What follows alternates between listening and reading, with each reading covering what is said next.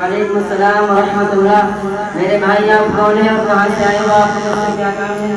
بھائی مولوی صاحب ہم سلام جی کہاں بات ہے؟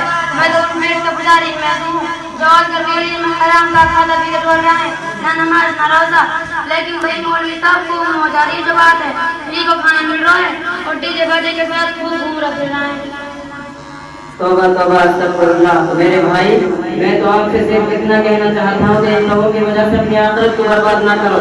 بہرحال آپ یہ بتاؤ آپ کیوں آئے ہیں؟ بھائی مولانا صاحب میں تو آپ کے پاس سے مر آیا ہوں۔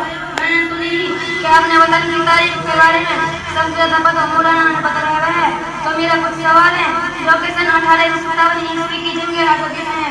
میرا پہلا سوال یہ ہے کہ جب مسلمان نے ہندوستان پر 850 برس تک بہت ہی منصفانہ بڑی شان و شوکت سے حکومت کی، تو انگریزوں کی کس جرائے کو ہمت ہو گئی کہ وہ ہندوستان میں گھس کر کرسی اقتدار تک پہنچ گئے؟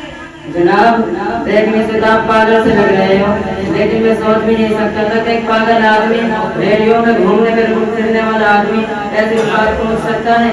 میں سمجھاتا تم جیسا ہمیں صرف ریڈیو کے گھومنے ڈرا کے پتہ رہتا ہے۔ چلو خیر، اگر جو وقت اجازت نہیں دیتا کہ اس طویل موضوع پر گفتگو کروں مگر نہ معلوم قبل کی شام ہو جائے۔ دیکھیے دور اقتدار مغلیہ حکومت کے تاثرات سلطان اورنگزیب عالمگیر رحمۃ اللہ علیہ تک مغلیہ حکومت مستحکم و مضبوط رہی۔ اس وقت تک انگریزوں کی ہمت نہیں ہوئی کہ اس محب وطن ہندوستان کی طرف بدبینی سے آنکھ اٹھا کر بھی دیکھیں، مگر بدقسمتی سے ہندوستان کی عالمگیر رحمۃ اللہ علیہ کی وفات کے بعد مغلیہ حکومت بے جان ہو گئی تھی۔ چنانچہ سن 1660 عیسوی میں برطانیہ سے انگریزوں کا ایک قافلہ ایسٹ انڈیا کمپنی کے نام سے تجارتی قرض سے آیا تھا۔ مولانا جب انگریز نے ہندوستان میں قدم رکھا، مغلیہ حکومت تو اس وقت اقتدار پر تھی، انگریز اپنے ناپاک آزائے مقاصد میں کیسے کامیاب ہو گیا؟ محترم میں نے شروع میں کہا تھا کہ مغلیہ حکومت کمزور ہو گئی تھی۔ انگریزوں کا پورا قافلہ بادشاہ کے پاس پہنچا اور درخواست کی کہ ہم برطانیہ سے تجارتی قرض سے آئے ہیں۔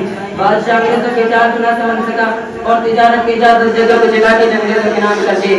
اب انگریز میں نقاب اٹھا کر اپنا اصلی چہرہ کھولا اور آہستہ آہستہ اپنے ذہنی اثرات اور بارقدار ہندوستان میں پھیلانا شروع کر دی۔ انگریز نے سب سے پہلے بنگال کو اپنا مرکز بنایا، اس کے بعد پورے ہندوستان پر اپنے تسلط اور اقتدار کا پنجہ کاٹنے کے لیے پورے قوت صرف کر چکا تھا۔ بلاخر انگریز نے اپنے ناپاک آزائے مقاصد میں کامیاب ہو کر لال قلعہ سلطنت مغلیہ حکومت کے فرد متار کر انہیں لہرا دیا تھا۔ مولانا صاحب یہ بات تو بتائیے کہ اس وقت انگریزوں کا انڈیا پر مکمل قبضہ ہو گیا تھا اور پورے ملک کو غلام بنائے رکھنے کی کارروائی پوری ہو گئی تھی، کیا اس وقت ہندوستانیوں نے غلامی کی زندگی گزارنے کا فیصلہ کر لیا تھا یا کوئی اور تدبیر اختیار کی تھی؟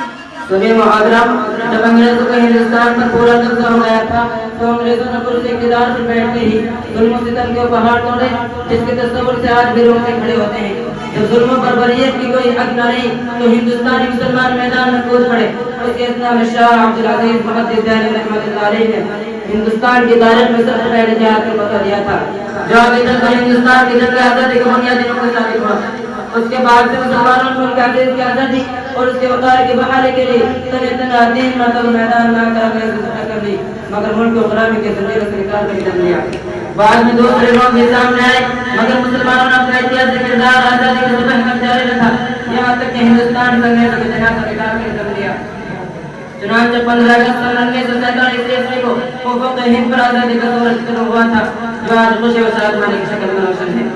مولانا واقعی آپ نے تو ہندوستان کی تاریخ و تحریک انقلاب کو اجاگر کر دیا اور یہ حقیقت ہے کہ ہندوستان مسلمانوں کے خون سے رنگا رنگ ہونے کے بعد یہ آزاد ہوا، لیکن مولوی صاحب آزادی جس مقصد کے لیے حاصل کی تھی وہ پوری ہو رہی ہے نہیں؟ دیکھیے جناب، آزادی کے مقاصد اور حصول آزادی کو وہ لوگ جانتے ہیں جن کا آزادی میں کوئی کردار رہا ہو۔ آپ بخوبی واقف ہیں کہ آج ہندوستان میں ایسی حکومت اقتدار پر ہے جو RSS جیسی استائی تنظیم کی آغوش سے تربیت بنوان چڑھی ہے، جو قانون و انصاف کے کھلے دشمن ہے۔ ان لوگوں نے فرقہ پرستی کا لبادہ اوڑھ کر انگریزوں کی دلالی کر کے ہندوستان سے قانون و انصاف اور جمہوریت کی تجارت نکال کر ملک کو غلام بنا دیا ہے۔ مولوی صاحب یہ تو بڑا سنگین مسئلہ کھڑا ہو گیا ہے کہ پہلے تو صدیوں کی قربانیوں کے بعد ہندوستان کو آزاد کرایا اور اب دوسرا مسئلہ جمہوریت کی بحالی اور قانون و انصاف کا ہے، تو پھر تو پرستی اور تعصب پرستی کو کیسے ختم کیا جائے جس سے ہندوستان کی جمہوریت کی بحالی ہو اور ہر مذہب کو آزادی ہو اور نام تو بات سے رہ جائیں گے؟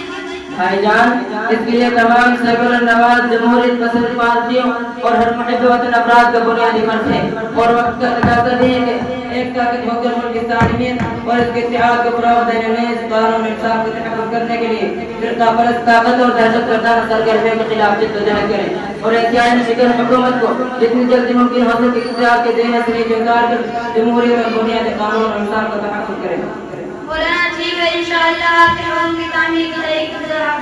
السلام علیکم ورحمۃ اللہ وبرکاتہ. وعلیکم السلام ورحمۃ اللہ.